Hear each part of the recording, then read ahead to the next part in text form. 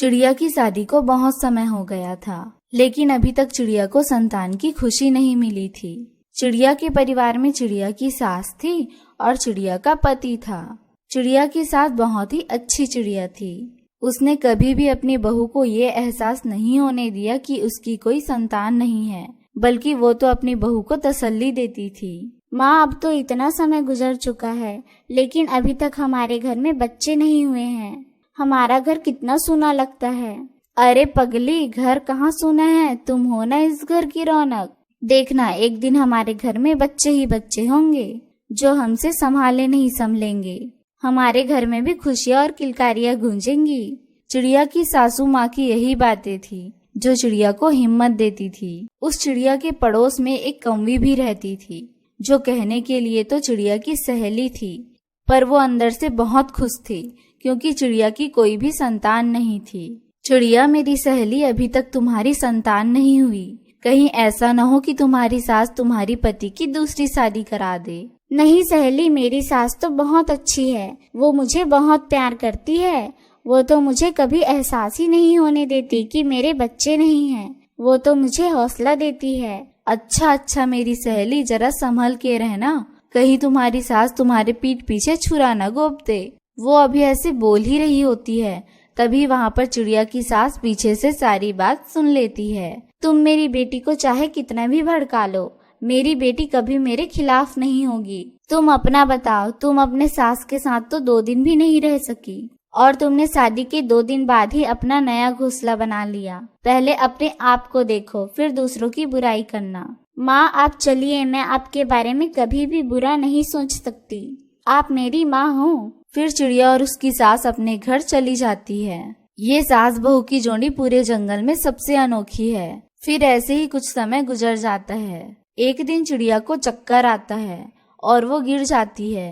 अरे बेटा, जा जल्दी जा, डॉक्टर को बुला कर ला, ना जाने मेरी बेटी को क्या हो गया। माँ, कुछ नहीं हुआ है मुझे, आप परेशान ना हो। ऐसे कैसे ना परेशान हो बेटा, ऐसे तो पहले कभी तुम्हें चक्कर नहीं आया। फिर चिड़िया का पति उल्लू डॉक्टर को बुला कर लाता है। उल्लू डॉक्टर चेकअप करती है।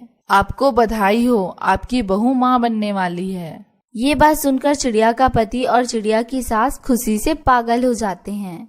देखा ना बेटा, मैं कहती थी ना कि एक दिन हमारे घर में बच्चों की किलकारी जरूर गूंजेगी। फिर चिड़िया की सास अपने बेटे से कहती है, बेटा, अब मेरी बेटी का पहले से ज्यादा ख्याल रखना होगा। तुम रोज ताजे ताजे फल लेकर आना और मैं अपने हाथों से जूस बनाकर अपनी बेटी को पिलाऊंगी। जी माँ, मैं जरूर लेकर आऊंगा।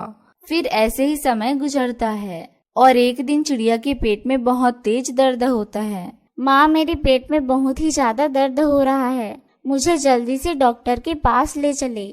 बेटी, अभी तो अंडा आने का समय नहीं हुआ, फिर क्यों दर्द होने लगा। फिर चिड़िया का पति और चिड़िया की सास उसे उल्लू डॉक्टर के पास ले जाती है।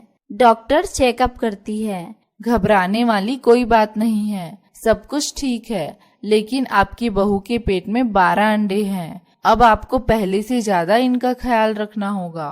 भगवान, आपका बहुत बहुत शुक्रिया। आपने एक बार में ही मेरे घर में इतनी सारी खुशियाँ दे दी। फिर वो सब अपने घर आ जाते हैं। बेटी, अब तुम बिस्तर पर ही रहना, किसी भी काम को तुम हाथ नहीं लगाओगी। मैं अभी पूरे जंगल में मिठाई बांट कर आई।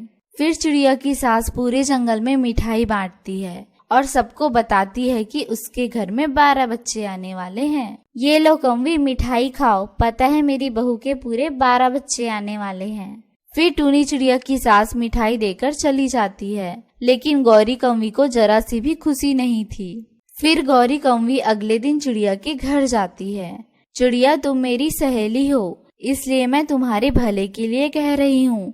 तुम इतना कुछ कैसे सहोगी? तुम ऐसा करो कि तुम 2 ही अंडे रखो और बाकी के 10 गिरा दो। तभी चिड़िया की सास वहाँ आ जाती है। तुम दफा हो जाओ यहाँ से। तुम देखना हम अपने 12 बच्चों की कैसे अच्छे से देखभाल करते हैं। फिर गौरी कौवी वहाँ से तुरंत भाग जाती है। माँ, अब मैं इस गौरी कौवी से कभी दोस्ती नहीं रखूंगी। मुझे पता चल गया है कि ये मेरी खुशियों से कितना जलती है। फिर कुछ समय बाद चिड़िया के घर में पूरे 12 बच्चे होते हैं और चिड़िया का परिवार 12 बच्चों को देखकर बहुत ही ज्यादा खुश होता है।